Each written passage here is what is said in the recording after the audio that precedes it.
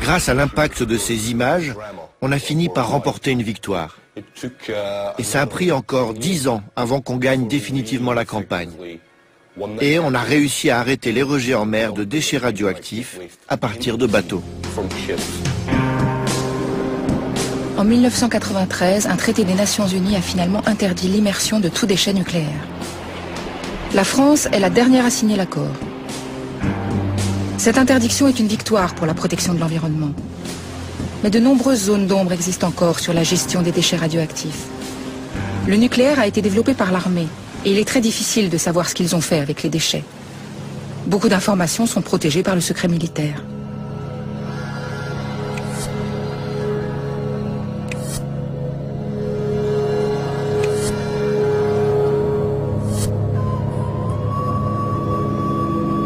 Nous partons pour le premier site nucléaire du monde, à la recherche des premiers déchets radioactifs de l'histoire.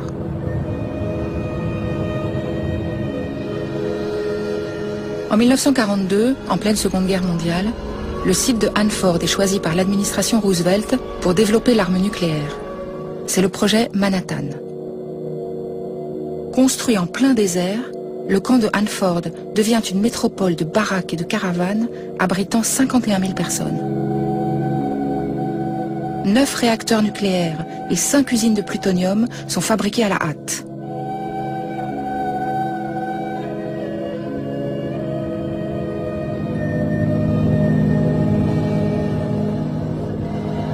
Le lieu historique de Hanford apparaît aujourd'hui comme un vaste territoire à l'abandon entouré de barrières.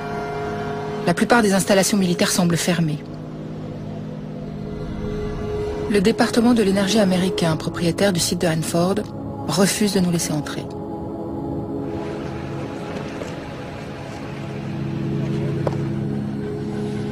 Nous retrouvons Tom Carpenter, le responsable de Hanford Challenge, une association locale. Tom nous propose d'approcher le site par le seul accès possible sans autorisation, la rivière Columbia.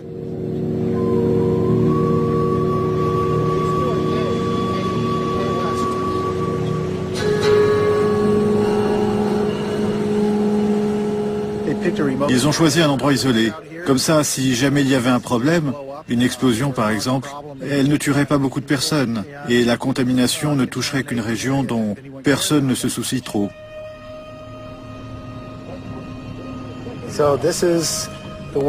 Ça, c'est le premier réacteur nucléaire créé aux États-Unis. Il a été construit en 1943 pour produire le plutonium des armes nucléaires. On l'appelle le réacteur B. Il a fabriqué le plutonium pour la bombe de Nagasaki.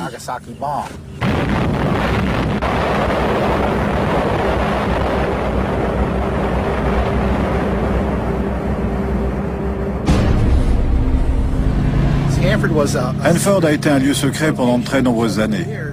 Personne n'avait la possibilité de connaître tous les accidents et tous les problèmes qui se sont produits dans le passé. Par exemple, comment ils ont irradié les habitants.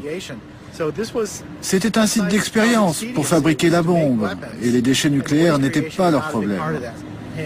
Ils avaient entre autres besoin de l'eau du fleuve pour refroidir les réacteurs. L'eau utilisée passait par le cœur du réacteur et était rejetée, chargée de particules radioactives directement dans la rivière. Ça a considérablement contaminé la rivière. Est-ce que les habitants étaient au courant de ces rejets? Bien sûr que non. C'était un secret, couvert par le projet Manhattan et par l'armée américaine.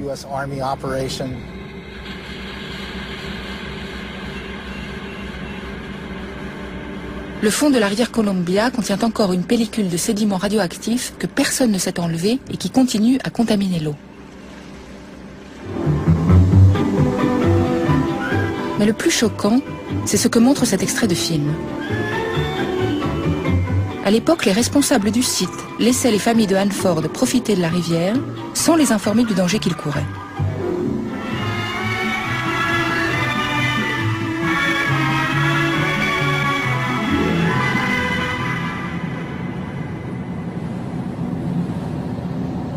Alan Bolt habite la petite ville de Richland, à quelques kilomètres du site.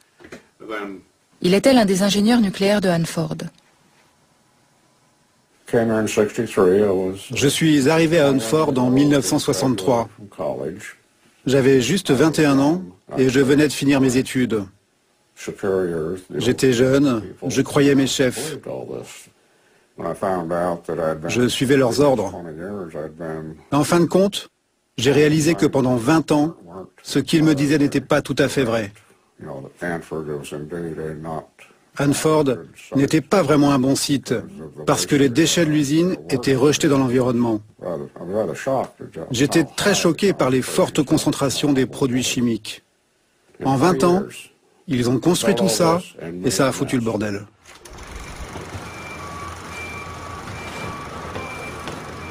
Dès 1943, pour stocker les déchets radioactifs les plus dangereux, les ingénieurs de Hanford ont fait fabriquer 170 énormes cuves de béton.